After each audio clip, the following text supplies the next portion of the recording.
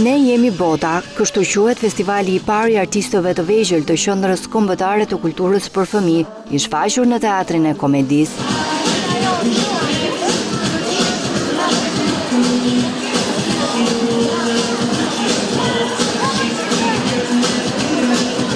Me anë të performancës së tyre, vogëlushët dhe fëmijët kanë sjellë spektakël me këngë, valle, kërcim dhe balet.